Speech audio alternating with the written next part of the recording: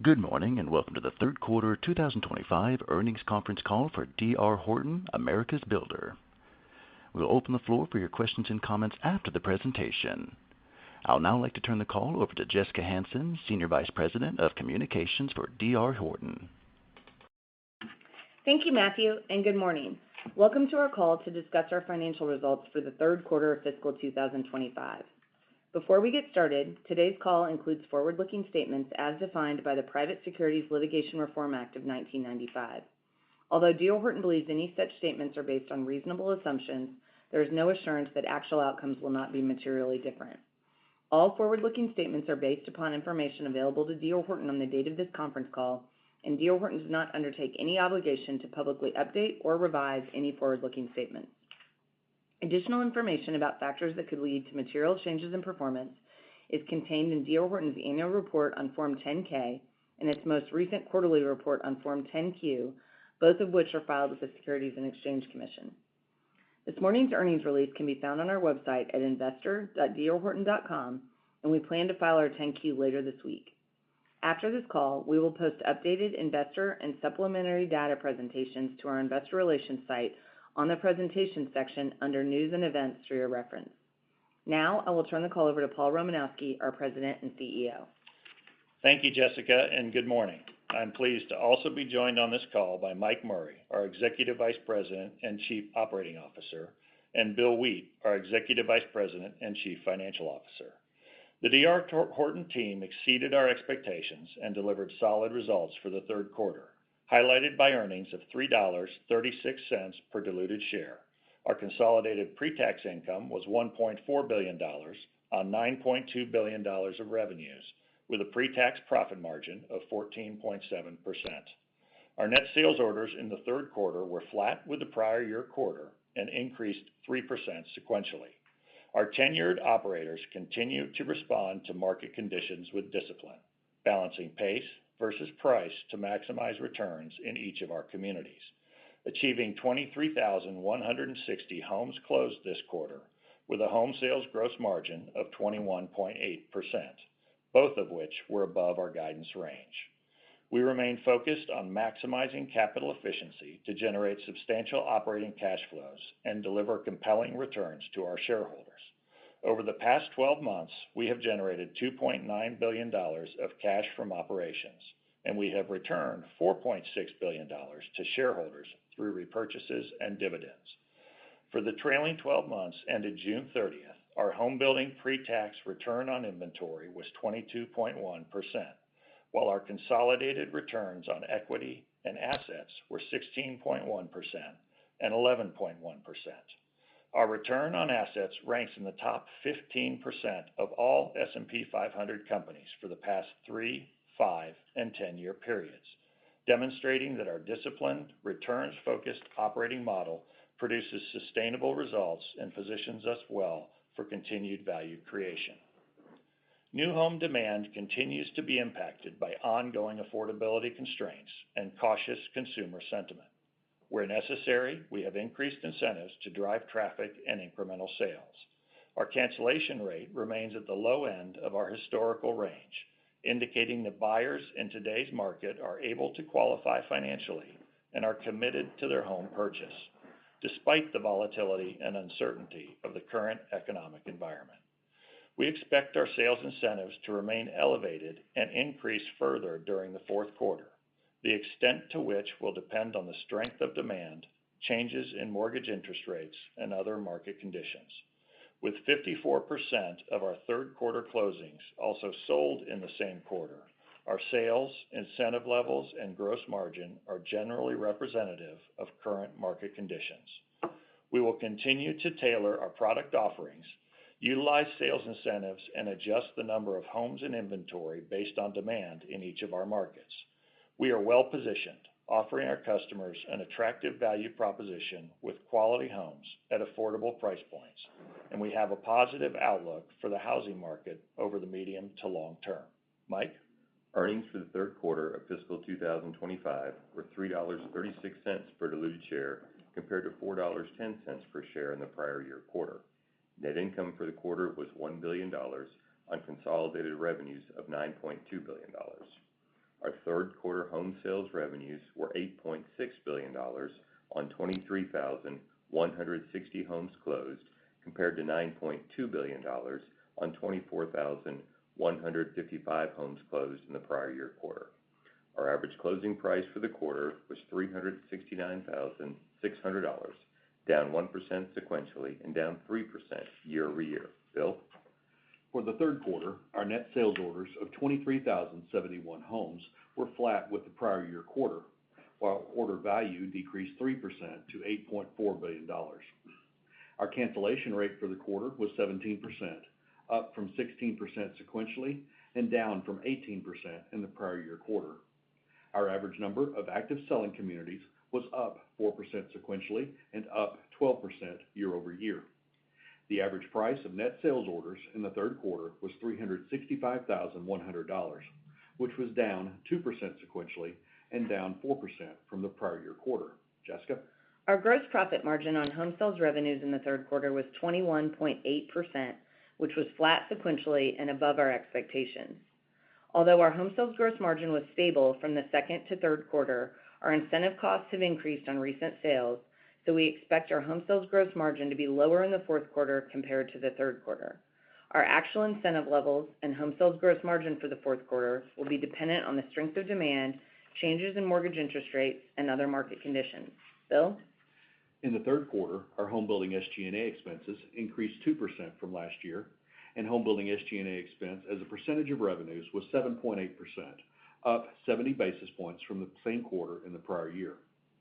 Our community count is up 12%, and our market count has increased 4% to 126 markets in 36 states.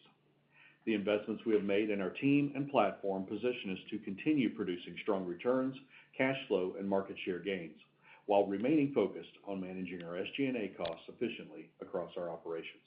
Paul? We started 24,700 homes in the June quarter, up 24% sequentially from the second quarter, and we expect our starts in the fourth quarter to be lower than the third quarter. We ended the quarter with 38,400 homes in inventory, of which 25,000 were unsold. 7,300 of our unsold homes at quarter end were completed, down 1,100 homes from March. 800 of our unsold homes have been completed for greater than 6 months. For homes we closed in the third quarter, our construction cycle times improved several days from the second quarter and approximately 2 weeks from a year ago. Our improved cycle times position us to turn our housing inventory faster, and we will continue to manage our homes in inventory and starts pace based on market conditions. Mike?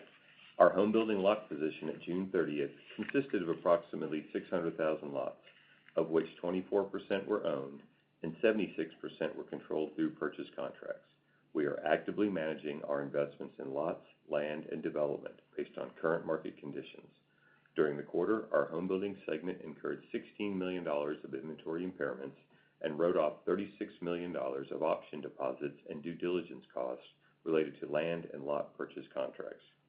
We remain focused on our relationships with land developers across the country to allow us to build more homes on lots developed by others, which enhances our capital efficiency, returns, and operational flexibility. Of the homes we closed this quarter, 66% were on a lot developed by either Forestar or a third party, up from 64% in the prior year quarter. Our third quarter home building investments in lots, land, and development totaled $2.2 billion, of which $1.4 billion was for finished lots, $610 million was for land development, and $140 million was for land acquisition. Paul? In the third quarter, our rental operations generated $55 million of pre-tax income on $381 million of revenues from the sale of 1,065 single-family rental homes and 328 multifamily rental units.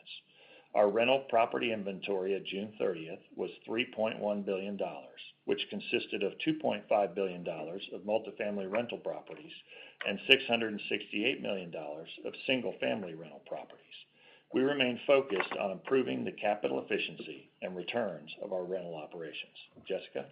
Forestar, our majority-owned residential lot development company, reported revenues for the third quarter of $391 million on on 3,605 lots sold with pre-tax income of $44 million. Forestar's owned and controlled lot position at June 30th was 102,000 lots. 63% of Forestar's owned lots are under contract with or subject to a right of first offer to D.R. Horton. $320 million of our finished lots purchased in the third quarter were from Forestar. Forestar had $790 million of liquidity at quarter end, with a net debt-to-capital ratio of 28.9%. Our strategic relationship with Forestar is a vital component of our returns-focused business model. Forestar's strong, separately capitalized balance sheet, substantial operating platform, and lot supply position them well to consistently provide essential finished lots to the homebuilding industry and aggregate significant market share. Mike? Financial Services pre-tax income for the third quarter was $81 million on $228 million of revenues, resulting in a pre-tax profit margin of 35.7%. During the third quarter, our mortgage company handled the financing for 81% of our home buyers. Borrowers originating loans with DHI Mortgage this quarter had an average FICO score of 720 and an average loan-to-value ratio of 90%. First-time home buyers represented 64% of the closings handled by a mortgage company this quarter. Bill? Our capital allocation strategy is disciplined and balanced to support an operating platform that produces compelling returns and substantial operating cash flows. We have a strong balance sheet with low leverage and healthy liquidity, which provides us with significant financial flexibility to adapt to changing market conditions and opportunities.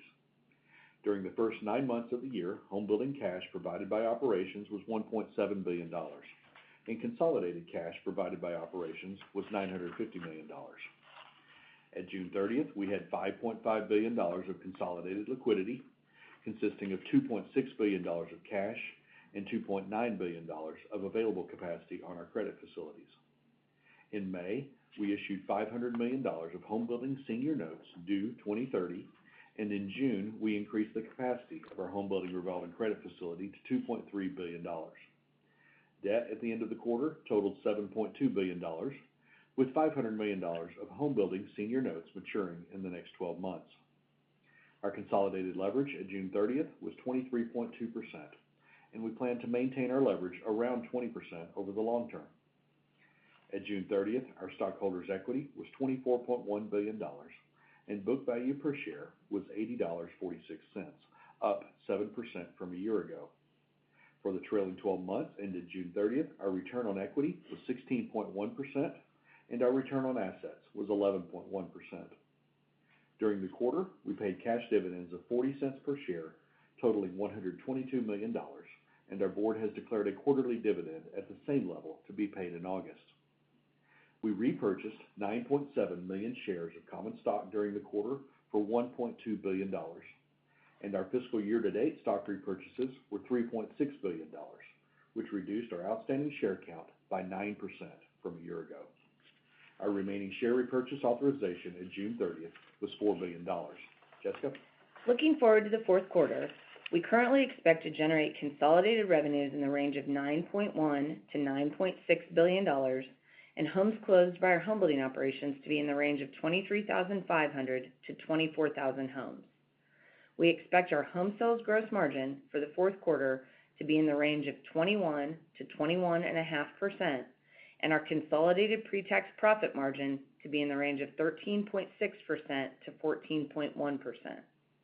For the full year of fiscal 2025, we now expect to generate consolidated revenues of approximately $33.7 to $34.2 billion, and homes closed by our homebuilding operations to be in the range of 85,000 to 85,500 homes.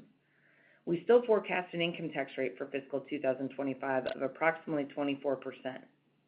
Based on our fiscal year-to-date share repurchases, strong financial position, and expected operating cash flows of greater than $3 billion, we now plan to repurchase $4.2 to $4.4 billion of our common stock in fiscal 2025, subject to the amount of cash flow generated and share price changes during the fourth quarter.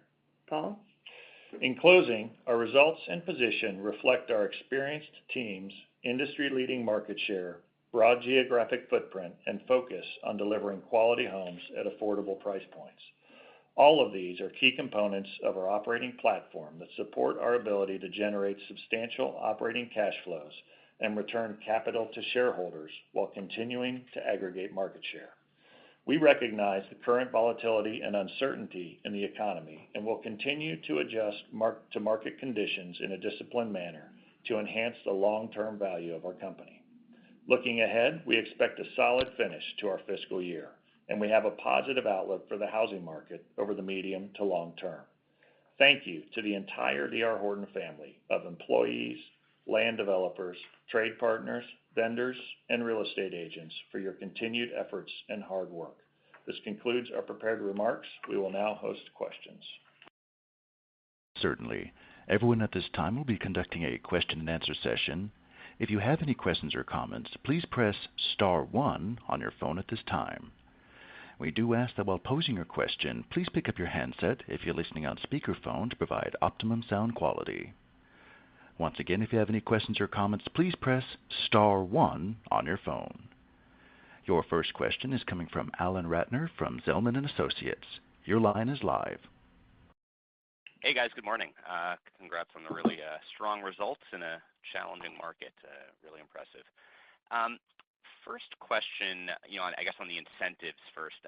You guided for an uptick here in the fourth quarter. Just curious if you can kind of talk through how incentives have trended through the quarter and into July, and how much of that increase is based on competitive pressures you're seeing from other builders in terms of trying to match them to maintain a certain sales pace versus you going out and trying to accelerate the level of activity a little bit. And what I'm looking at specifically is your start pace, which did increase pretty meaningfully sequentially in the fiscal third quarter. Yeah, Alan, I think the incentives throughout the quarter were a bit choppy, and we've responded to the market, and in terms of competition, that kind of flows market to market.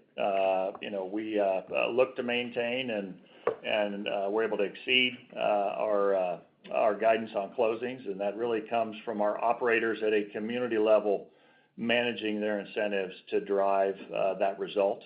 That being said, as we work through the end of spring and deep into the summer selling season, our incentives have increased some to maintain our pace, which is going to allow us to maintain our guidance at 85 to 85,500 for the year. So feel good about our position so far in the quarter. And while starts increased in the quarter, they were basically aligned. Trailing 6 months starts and trailing 6 month sales were almost the same number, kind of bringing those back in alignment. Got it. Yes, I noticed that. Obviously, it pulled back quite a bit in the first half of the year, so makes sense. Second question, just on the overall consumer. These aren't big changes, but if I look at some of the disclosures you gave on the mortgage side, looks like the average FICO score of your buyers down about 5 points year over year. It's the lowest it's been in quite a while. LTV, combined LTV is ticking higher as well. So just any commentary you can give on the strength of the consumer today, and if you are seeing any impact at all from student loan repayments resuming and being reported to the credit agencies. Thank you. We're seeing more of our buyers select an FHA product, and we've probably been very heavily incentivizing that FHA product, offering at $3.99, probably our most attractive interest rate on the FHA, so that's led more buyers to select that program. Not seeing a lot of impact at this point on the student loan area. Great. Thank you very much. Thank you. Your next question is coming from John Lovallo from UBS. Your line is live. Good morning, guys. Thanks for taking my questions. So the fourth quarter gross margin outlook of 21 to 21.5 is similar to what you put out there for the third quarter, which you obviously beat by 30 basis points. Curious on that beat, was that just a little bit more volume than you expected? What sort of drove the beat? And then in terms of the fourth quarter guide, is it really just the incentive load that, or the potential incentive load that could drive that lower? Or are you seeing anything change in terms of, stick and brick or land costs, things of that nature? Yeah, John, in the third quarter, as Paul mentioned, our incentives were a bit choppy during the quarter. So as a quarter ago, as we looked into Q3, we were seeing the potential for needing to increase incentives through the quarter. As it turned out, it was a little more balanced, and it didn't impact the closings and the margins quite as quickly in the quarter as we anticipated a quarter ago. So margins were flat, but we still, as we sit here today, see a trend of higher incentives. Our recent sales and currently our sales and backlog do reflect a higher cost of incentives. And so the closings that we see into July, August, September, we do expect margins to take that step down that we had previously anticipated would occur in Q3. Understood. And then, it was good to see the share repurchase authorization, or the assumption raised from about $4 billion to 4.2 to 4.4. I mean, what sort of drove the decision to move that higher? It's always a balance between what we see in terms of our cash flow, our liquidity level, our leverage on our balance sheet, and we're in our target range there. And so we've had the room to be able to devote a bit more capital to the share repurchase this year. Obviously, with where our share price has been, we feel like the valuation is attractive, and so we're taking advantage of that during this time. And so the step up in the annual level is really just still within our target range for our balance sheet. Okay, makes sense. Thank you, guys. Thank you. Your next question is coming from Stephen Kim from Evercore ISI. Your line is live. Yeah, thanks a lot, guys. I just want to say, I think that gross margin guide is a lot better than many had feared. So we're pretty excited about that. I want to talk about your SG&A to start off with. You had pretty good or strong overhead control. I kind of beat you up about that last quarter a little bit because it was high. Was wondering, was there anything unusual in the quarter this time? And then from a long-term perspective, is kind of the mid-sevens still a kind of a good long-term target for SG&A? And then finally on SG&A, I think you had said previously that SG&A is kind of sensitive to ASP. And so with your ASP, your average selling price coming down, should we expect this to put some near-term pressure on your SG&A? Thanks. Sure, Steve. The beat on SG&A is really a function of closings, higher closings volume. Even though our ASP was down, our closings did exceed our expectations. In terms of where we expect our SG&A to be over the long term, I do think 7 to 8%, somewhere in that range. We're a ways away from that on an annual basis right now. To your point, when we have significant price appreciation, say back in 2022, that does really good things for SG&A leverage. So our SG&A improvement from here on an annual basis is probably going to be pretty gradual, but we would expect to continue to make improvements in that in the future years. Yeah, I appreciate that, Jessica. I do note though that you're actually, hold on, sorry, I'm having some tech issues. I do notice that your closings, while they were a little better than maybe what you thought, you actually performed quite well, given that things on a year-over-year basis were still down, in terms of closing. So it certainly seems like you've got a good control on your SG&A. The second question I had regards your ROE and your cash conversion. I think you had said when we last met that you were targeting cash flow conversion of maybe 100%.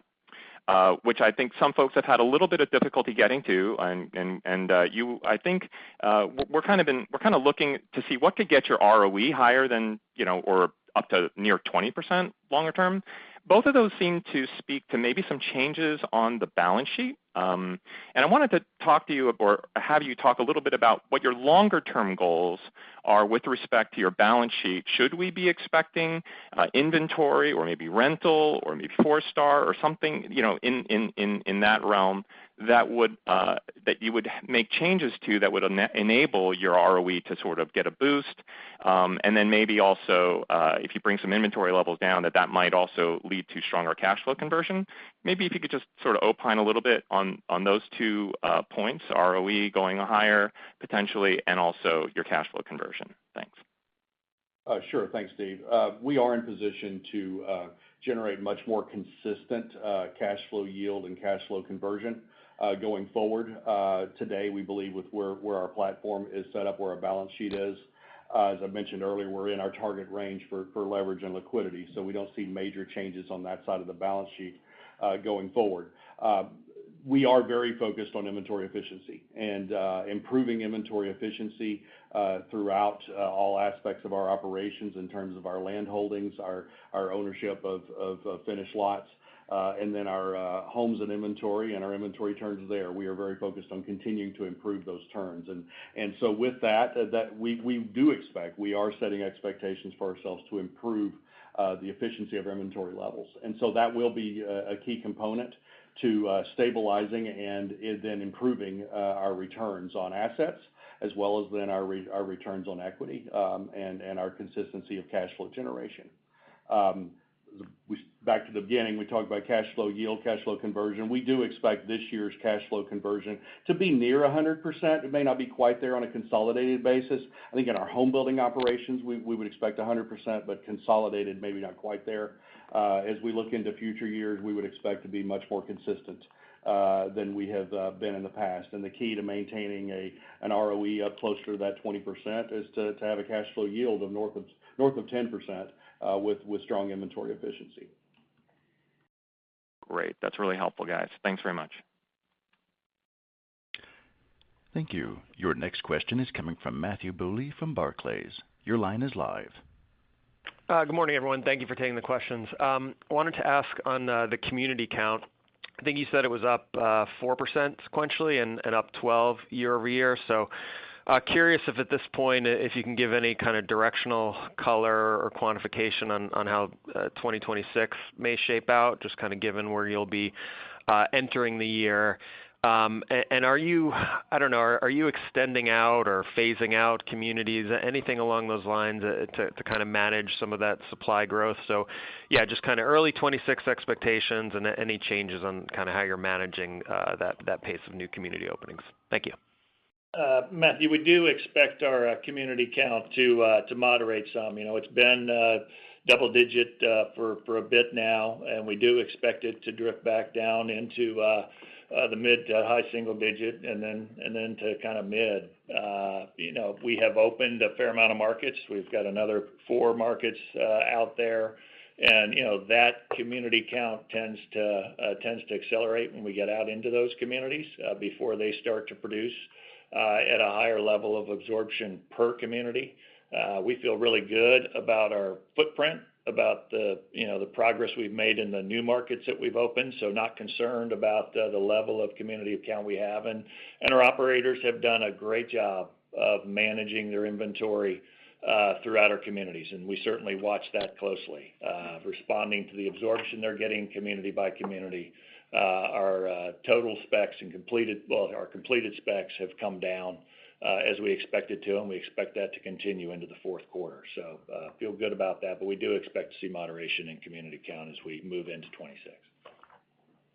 Okay, got it. Thank you for that. And then secondly, your peer this morning spoke about maybe towards the end of June when rates came down a little bit, it seemed like there might have been a bit of a positive response from buyers. And I'm obviously paraphrasing what they said, but it sounded like then July was a little bit choppy.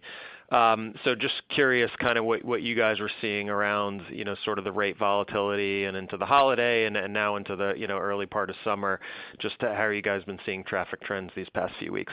Thank you. You know, it's really, it has been choppy, and that choppiness can be based on rate or the noise that you see in the news cycle these days. And, you know, what we have been pretty consistent with the rates we've been offering in the market. And because we have great relationships with our realtor community, they understand what we're offering in the market. I think that we have been able to maintain, you know, across our footprint in the communities that have been performing well, have continued to. And so far, we've been on track and pleased with what we've seen into July. You know, the incentives are up, as we've spoken to. That's why we guided to a little lower gross margin into the fourth quarter. But so far seems to be doing okay as far as driving traffic and the incremental sales we need. Got it. All right. Thanks, Paul. Good luck, guys. Thank you. Your next question is coming from Sam Reed from Wells Fargo. Your line is live. Awesome. Thanks so much. Wanted to touch on your third-party broker relationships really quickly. I believe you're somewhat unique in that you embed third-party broker commissions and gross margin.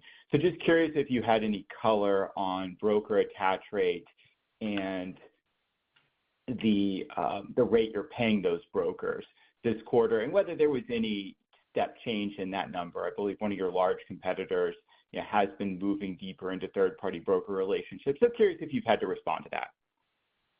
We've seen, always had a long-term, very good relationship with the brokerage community, and I think we are still north of 80% with our broker attachment rate to our transactions. And, we love it that they bring us a qualified buyer and they're only paid, when the home closes. And so we continue to maintain strong relationships. They've been part of our operating model for a long time, and I envision it will be for a long time. Our average commission stayed relatively flat. So on our overall closings, it's about 270 basis points of impact if you wanted to look at apples to apples gross margin or SG&A versus other builders that record it differently. No, that's very helpful. And then you've alluded a few times so far on the call to higher sequential incentives in the fourth quarter, and it's definitely a very topical today. Could you just talk to the composition, though, of those incentives that you're embedding in that fourth quarter gross margin guide? Earlier in the call, I think you mentioned you're leaning more into FHA. And to that end, would it be reasonable to assume that perhaps some of that lower sequential on gross margin could be a function of more buyers utilizing that 3.99% buy down? And then on that 3.99% rate, we've seen it in several markets across our checks, but just curious the uptake on it, or do you think it's more of a traffic driver versus something the buyer actually ends up going with? Thanks. The 399 rate where we have it is largely a traffic driver, and it's community specific. I mean, I was in a division last week where they were offering everything from 3.99 to no BFC, no rate incentive, just market, because they had solid, strong, consistent demand at the pace they expected in that community. I think our average rate in backlog and or on closings was just over 5%. So, we really do have a range of incentives out there, including multiple programs, whether that's for a buyer that needs no money down or a special arm, which has taken a little better hold. So our operators have done a great job of managing that rate incentive, but by and large, that is the key incentive that has been driving sales for us. And that's the biggest component of the incentives that we're seeing in our mix. I think we've talked to the 1 to 1.5 points below market pretty consistently. Last quarter, we were pretty transparent about we were probably closer to the 1.5 on average, which is what the just over 5% Paul mentioned would incorporate. Very helpful. Thanks so much. I'll pass it on. Thank you. Your next question is coming from Eric Bosshard from Cleveland Research. Your line is live. Good morning. Two things. First of all, I'm just curious from a stick, brick, and land, where that is in terms of inflation and where you expect that to go from here. Yeah, so on a year-over-year basis, we saw a nice decline in our stick and brick costs on a per square foot basis, down about 2%. Sequentially, that was down about 1%. And then on the lot cost side, we did see the moderation. It's only been one quarter, so we'll see what happens next quarter. But we've talked about that moderating for some time, and so our lot cost was up a mid-single-digit percentage year over year, and it was slightly, just ever so slightly down sequentially.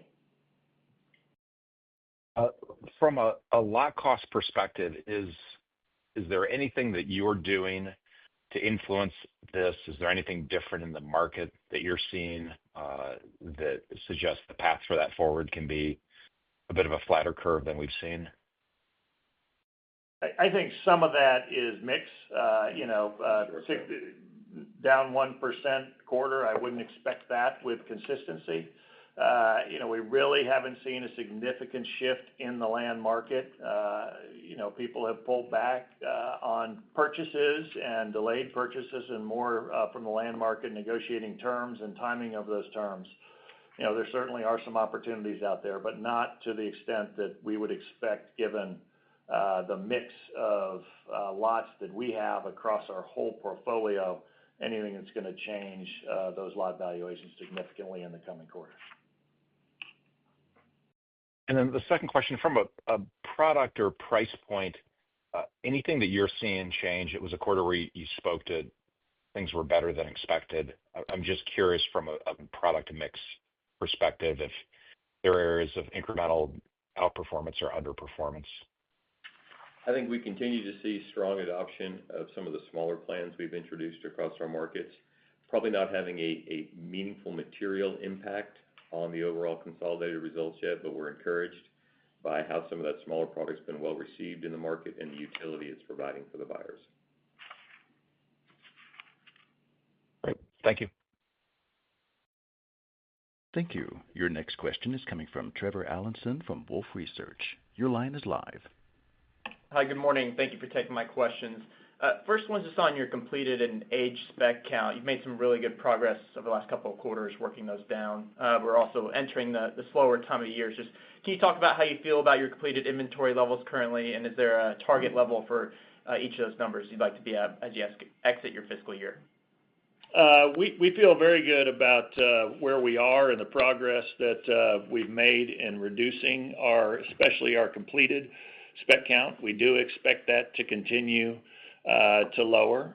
Given our cycle times and continued improvement in cycle times, we just don't need to carry as many spec homes to generate the closings that we're looking for in the quarter and as we look into 26. So we would expect that to continue to trend down. Don't have a specific target. We're going to respond to the market and make sure that we are starting homes largely in sync with our sales pace into the fourth quarter as we prep for fiscal 26. Okay, makes a lot of sense. And then second question is just your views on resale inventory in the markets you operate in. We've heard a lot of builders talk about resale inventory not being very competitive for new homes. At the same time, we've seen a pretty notable rise in resale inventory since really the middle of last year, coincided with some overall demand weakness. So are you seeing more competition there from resale inventory? And if so, could you rank where that stands in terms of headwinds in context of affordability and sentiment issues? Thanks. In the conversations I have with our sales folks and our models, I'm not hearing resale as being a big pushback from us or that we're losing customers to resale inventory. That housing stock is generally quite a bit older than it otherwise would have been because it sat dormant for a while and was not brought to market. Plus, some of the interest rate incentives are not nearly as compelling that are being offered by the resale owners. And, it's still a very attractive position for buyers, especially new home buyers, to come look at new home construction. First-time home buyers look at new home construction. Thank you for all the color and good luck moving forward. Thank you. Your next question is coming from Rafe Jadrosich from Bank of America. Your line is live. Hi, good morning. It's Rafe. Thanks for taking my questions. I wanted to ask just when you compare the performance in the larger markets that you operate versus some of the smaller markets, maybe where you have more private competition, is there a big difference, and what are you seeing from the private smaller home builders?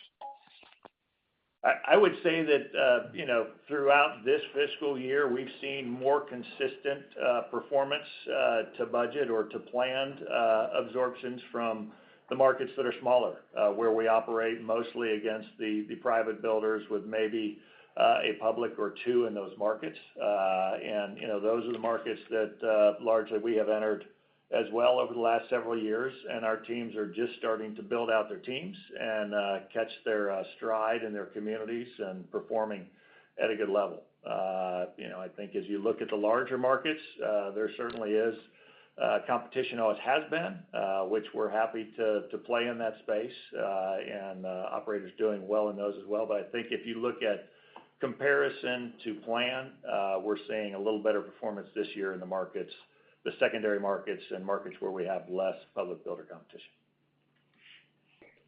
That's interesting. Thank you. And then in terms of the land cost impact, I think the last couple of quarters, there was some lot cost pressure from mix. And this quarter, it was a tailwind. If we were to sort of normalize for that, what are you seeing for sort of underlying lot cost and inflation? And just given some of the softness in the market more recently, like when would that sort of underlying trend? When is there an opportunity for that to come lower? I think in the near term, we would expect to continue to see, mid-single digit inflation in our lot cost. I mean, it's kind of a flow of inventory that's going through there. So the homes we close over the next 12 months are pretty much on lots that are identified, costed, and largely owned by us today. Going forward, if we continue to see a little bit of softness or changes in the marketplace, and that results in changes in land and development costs, we expect to see relief from that inflation going forward. But that would be, several quarters out before any of that inventory came into production and closings. Thank you. That's helpful. Thank you. Your next question is coming from Michael Rehaut from J.P. Morgan. Your line is live. Great. Thanks for taking my questions. Appreciate it. First, I just wanted to circle back and make sure I fully appreciated or understood the trends around incentives during the quarter and how they've progressed year to date and how you're thinking about them in the next quarter or two. One of your competitors this morning talked about incentives now up each of the last 2 quarters, 70 to 80 bips on average, sequentially each of the last 2 quarters. I was wondering if you were seeing any type of similar trend, at least on average. I know obviously market by market it varies a lot. And if you would expect incentives to continue to rise over the next quarter or two.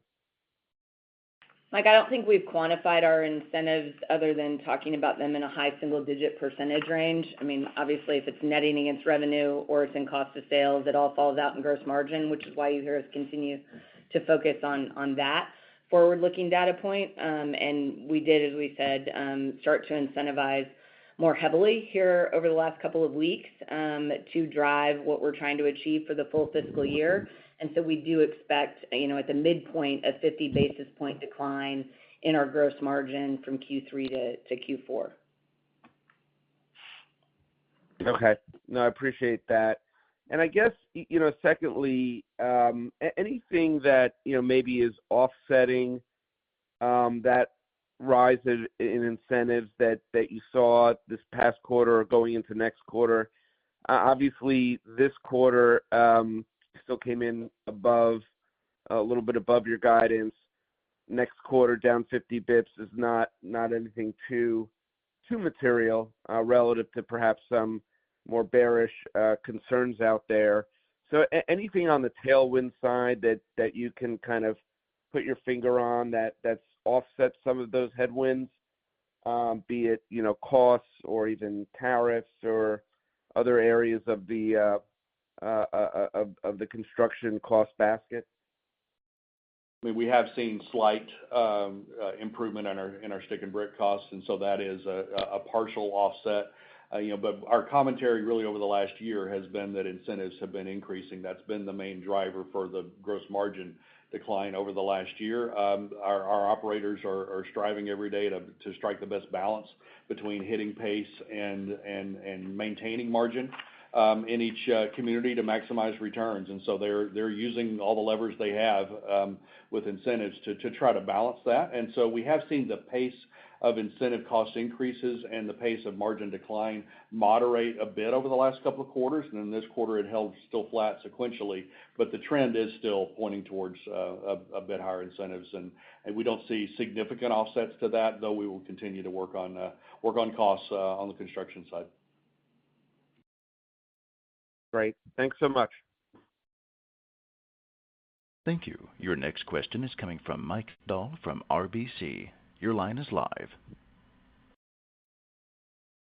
Hi, thanks for taking my questions. So if we stick with the cost side of the equation, I mean, we may or may not be in a position to kind of refine views on tariffs, duties, all that fun stuff.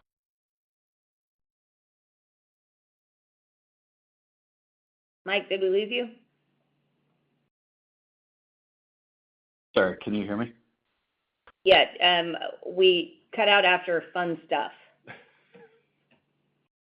All right, so all the fun stuff around tariffs and potential labor dynamics. You guys, given your position in the market and your breadth, have a good holistic view of things like that. Can you just give us your sense of, as we've kind of refined, as all the headlines come out, obviously this wouldn't impact your fiscal 25, but when you think about costs for construction next year on sticks and bricks and then availability of labor, how are you thinking about things?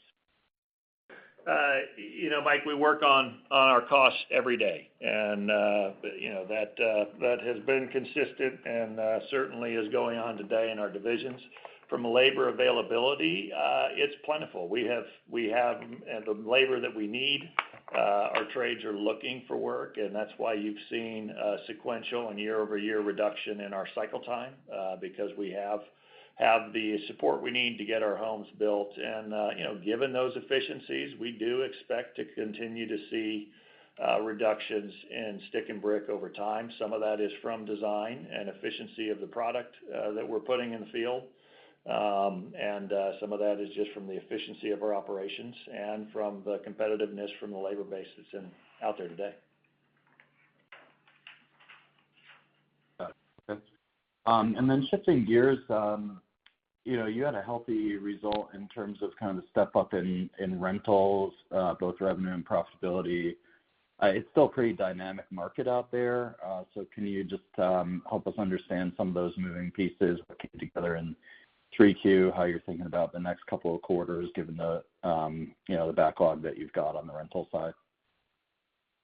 Yeah, we have the backlog of identified properties that are in line to sell. We did see a bit of a step up there in the revenue there this quarter, a little bit better margin on those.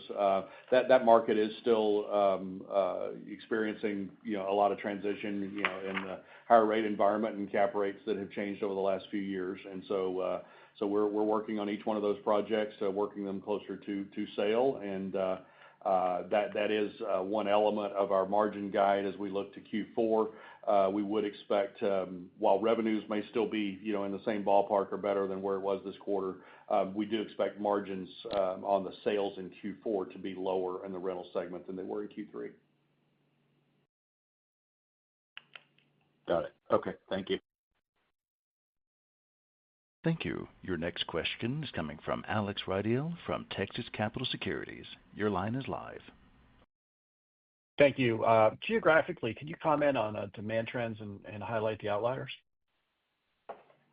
We typically don't go into a whole lot of geographic discussion. It's kind of a roll-up of everything we're doing, and we see, some of the same national trends, I would say, you see with others, and in the resale markets, there's been a lot of a change in the dynamic in the Florida markets, and perhaps most so there. Other markets continue to be consistent performers where there's been limited inventory and limited development of lots, and housing production continue to see strong demand in those markets.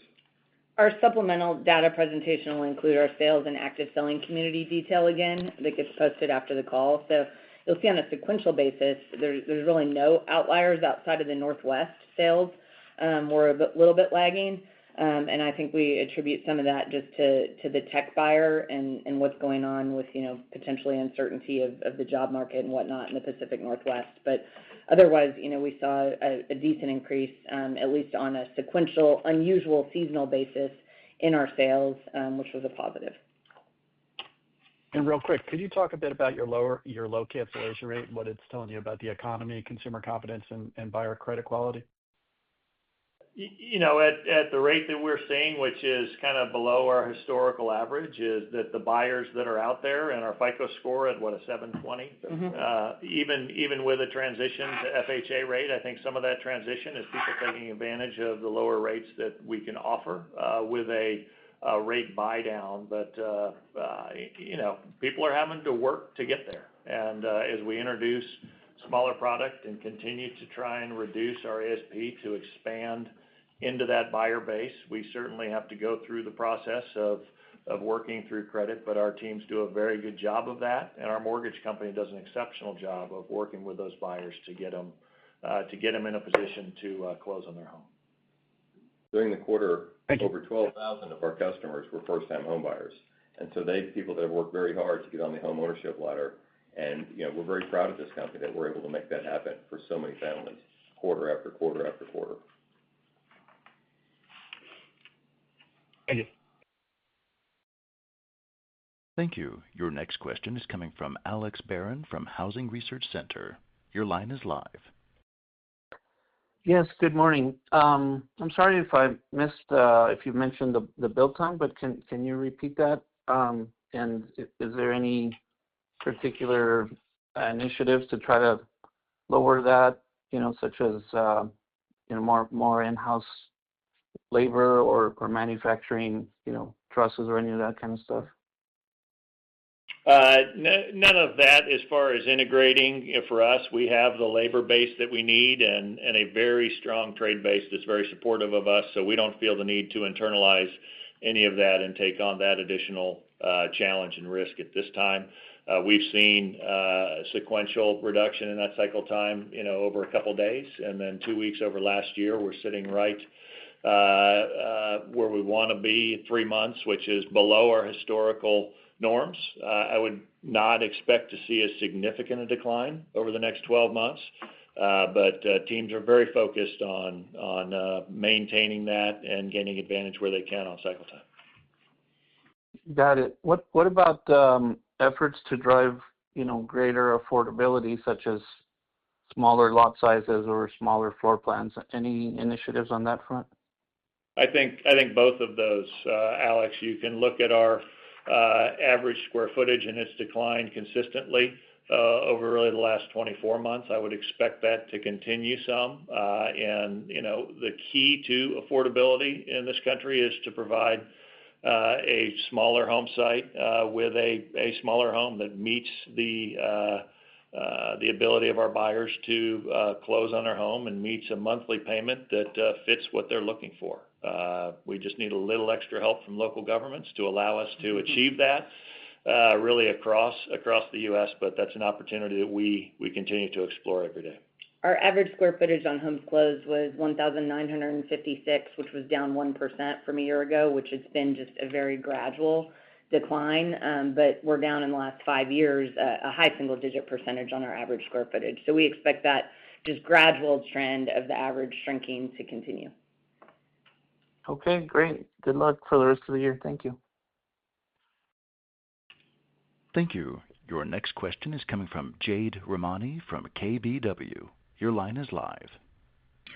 Thank you very much. Can you discuss what you're seeing in the market in terms of home prices across the board? If you could quantify any, range of price decline you're seeing, and also, what you might expect going forward. We focus predominantly on incentives where we can, and that's allowed us to maintain a lot of our base pricing across the country. That doesn't mean you won't find places where on select houses and select communities we are making actual base price reductions. That's generally much more targeted, though, in terms of on completed aged inventory. And are you seeing competitors with your product, primarily new home builders, but also in the existing home market, cut price?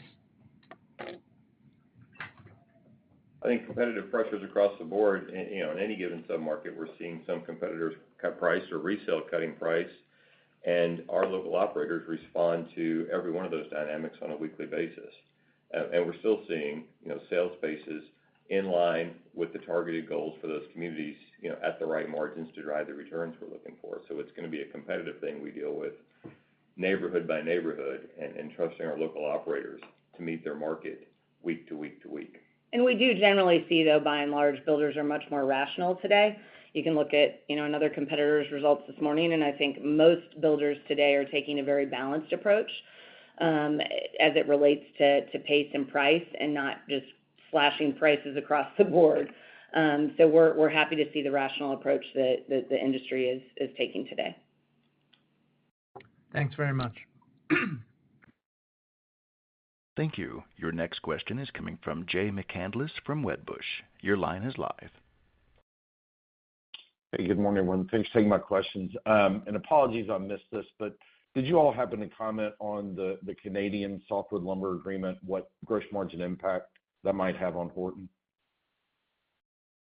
No, we haven't commented on it, and it will have some potential impact, but we've not quantified that. I know it is a significant step up in the tariff rates that I think go into effect next month, but we're buying some percentage of that wood, and there's some substitutionary product that would be available as well, based upon where that pricing ultimately settles. Okay. And then the second question, and I'm sure you guys addressed this earlier, but to hold the gross margin like y'all did, to have the speed, I think that's very impressive, especially given some of the incentives that your competitors are putting out there. I guess, is there anything from a geographic or a product standpoint that you haven't called out already in this call that you might want to address, just to give people a sense of how you might be able to hold that gross margin into the fourth quarter? No, I think, Jay, that the performance this quarter is a credit to our teams out in the field, managing week to week their flow on buyers and sales and traffic that they need to achieve their goals for the quarter. And we were able to outperform, which honestly was a surprise to us relative to our guidance. But we do expect to see a step down in margins as to our guide of 50 basis points as you look into this quarter. We'll be happy to be pleasantly surprised if that occurs again this quarter, but it's very early in the quarter to be able to tell where that's going to land. 54% of the homes that we closed this quarter were sold in the quarter, so we still got a long way to go in this quarter to see how the margin plays out by quarter end. Good. Great. And then the last one I had, did y'all give any color about fiscal 26 community growth or how you expect that to trend? Yes, Paul mentioned that it should ultimately moderate. It's been a low double-digit percentage on an annual basis, on a year-over-year basis for a while. And we would expect that to moderate to the high single-digit and ultimately probably more like a mid-single-digit community count growth going forward. Okay, great. That's all I had. Thank you. Thank you. That concludes our Q&A session. I will now hand the conference back to Paul Romanowski for closing remarks. Please go ahead. Thank you, Matthew. We appreciate everyone's time on the call today and look forward to speaking with you again to share our fourth quarter results on Tuesday, October 28th. Congratulations to the entire D.R. Horton family on producing a solid third quarter. We are honored to represent you on this call and greatly appreciate all that you do.